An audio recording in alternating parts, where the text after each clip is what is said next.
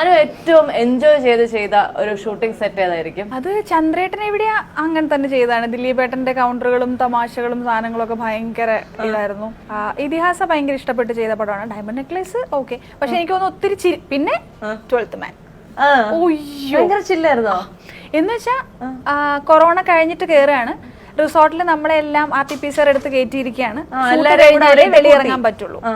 Range ഇല്ല ഫോണിന്, ഇല്ല. റൂമിൽ കയറിയാൽ മാത്രം വൈഫൈ കണക്ട് ചെയ്യാൻ പറ്റും. അപ്പൊ ഷൂട്ടിന്റെ സമയത്ത് ആരും ഫോൺ എടുക്കില്ല, പുറത്തല്ലേ ഷൂട്ട്. എല്ലാരും ഗെയിമും. രാത്രിയാണ് ഷൂട്ട്, രാത്രി ഫുള്ള്. അപ്പൊ എല്ലാരും ഒരുമിച്ചുണ്ടായിരിക്കും.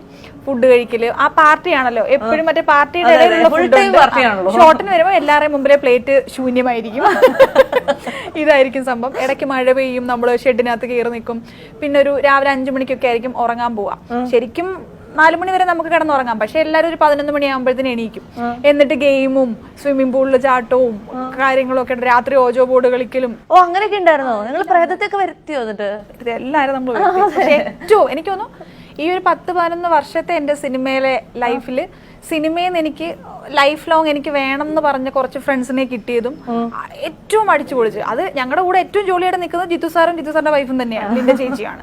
അത്രയും ജോളിയായിട്ട് അടിച്ചു പൊളിച്ച് നിന്നൊരു സെറ്റ് ഇതുവരെ ഉണ്ടായിട്ടില്ല. അതായിരിക്കും കൊറോണ കൊണ്ട് കിട്ടിയ ഒരു ഗുണം. കൊറോണ കൊണ്ട് മെച്ചമുണ്ടാക്കിയ ആൾക്കാരും ഉണ്ട് ഇവിടെ. കാരണം എനിക്ക് ശരിക്കും പൊതുവെ ഇൻഡസ്ട്രിയിൽ അങ്ങനെ ഒരു ഫ്രണ്ട് സർക്കിളോ കാര്യങ്ങളോ ഒന്നുമില്ല.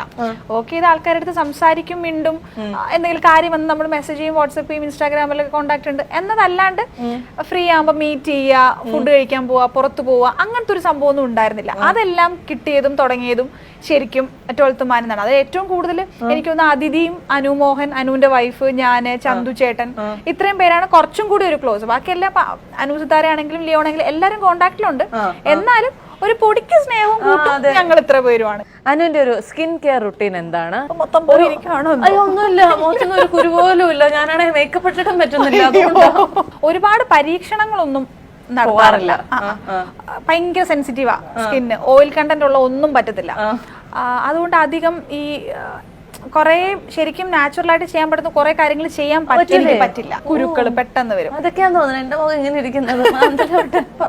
പിന്നെ പ്രോപ്പർ ആയിട്ട് ഫേസ് വാഷ് യൂസ് ചെയ്യാറുണ്ട്, മോയ്സ്ചറൈസർ യൂസ് ചെയ്യാറുണ്ട്, യൂസ് ചെയ്യാറുണ്ട്, അങ്ങനെ പീൽ ചെയ്യാറുണ്ട് മന്ത്ലി പോയിട്ട്, അതൊക്കെ ചെയ്യാറുണ്ട്. അതിന് ഭയങ്കര വലിയ വലിയ ആക്ടേഴ്സിന്റെ കൂടെ അഭിനയിക്കാൻ ഭാഗ്യം കിട്ടിയ ആളാണല്ലോ. അവരെ കുറിച്ചൊക്കെ ഉള്ള ഒരു മെമ്മറി. ഇപ്പൊ 12th Man-ലൊക്കെ ലാലേട്ടനുണ്ട്, ചന്ദ്രേട്ടൻ എവിടെയാണ്, ദിലീപേട്ടനുണ്ട്, എല്ലാം വലിയ വലിയ പുള്ളികള്. ഡയമണ്ട് നെക്ലേസിൽ ആദ്യത്തെ ലാലേട്ടനെ കുറിച്ച് ഒന്ന് പറയാമോ? ഒപ്പം ചെയ്തു, റെഡ് വൈൻ ചെയ്തു, 12th Man ചെയ്തു. സത്യം എത്ര സിനിമയല്ലേ ശരിക്കും. പക്ഷെ ആദ്യം കാണുമ്പോഴേ ഈ ഒരു പത്തനംതിട്ടക്കാരി എന്നുള്ള രീതിയിലാണ് കാണുക. അദ്ദേഹം പത്തനംതിട്ടയാണ്, ഞാനും പത്തനംതിട്ട. ആ ഒരു സ്നേഹമാണ്. പിന്നെ ഗണേഷ് കുമാറിന്റെ നാട്ടിൽ നിന്നാണ് ഞാൻ വന്നിട്ടുള്ളത്. അവര് ഫ്രണ്ട്സ് ആണ്. അതപ്പോ മറ്റൊരു സ്നേഹം.